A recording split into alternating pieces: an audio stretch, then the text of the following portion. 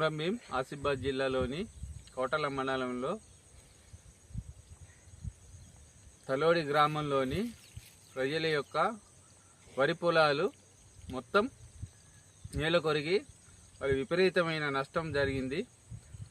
ఈ అకాల వర్షాలకు ఈ యొక్క తుఫాను ప్రభావంతో రైతులంతా పత్తి రైతులు కానీ ఈ వరి రైతులు కానీ విపరీతమైన దీని యొక్క వర్ష ప్రభావానికి నేల కొరిగి పంట చేతికొచ్చిన పంట నాశనం జరగడం జరిగింది. దీనికి ప్రభుత్వం చర్య తీసుకొని వీరికి పంట నష్టం పరిహారం ఇవ్వాలని ఈ యొక్క రైతులు కోరుకోవడం జరుగుతుంది.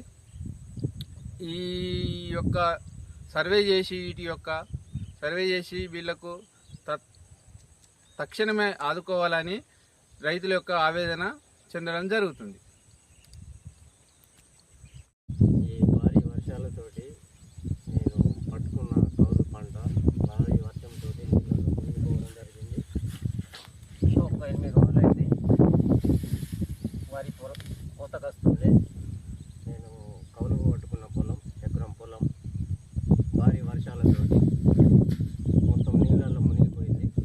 ఈ ప్రభుత్వం ఏదైతే నన్ను ఆదుకోవాలని నేను చేస్తున్నాను. నాకు 3 పిల్లలు, నేను ఒక్కరిని కూలి పని చేయాలి.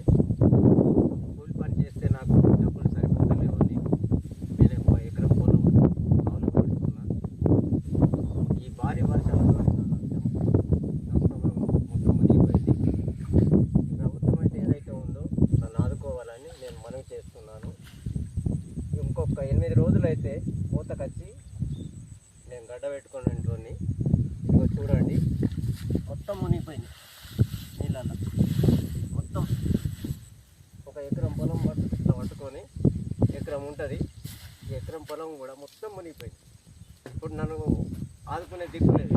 నా నోటికి వచ్చిన పొలం పెట్టుకుంటే సంవత్సరం అంతా నేను తింటే పొడవని పొలం అలాంటిది ఇప్పుడు నాకు మొత్తం నష్టం జరిగింది.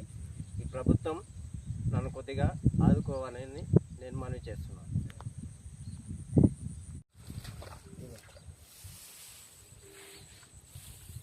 గట్లా రైట్ అటాను మీది కానీ నీళ్ళు మీది కానీ మొత్తం మునిగిపోయింది. మొత్తం నీళ్ళని పడి ఉన్నాయి. ఒక రోజు 4 రోజులు అయితే నేను కోసుకునేటోని. రైట్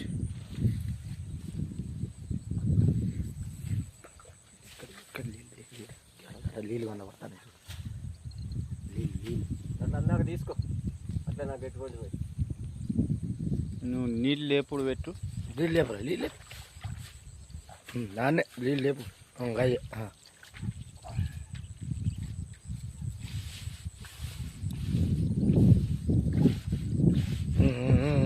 ఇంకా ఇంకా పెడల్ పని ఇంకా మంచిగా కనబడతాను. నీళ్ళేనా? అన్ని నీళ్ళేనా? మొత్తం జలమయం.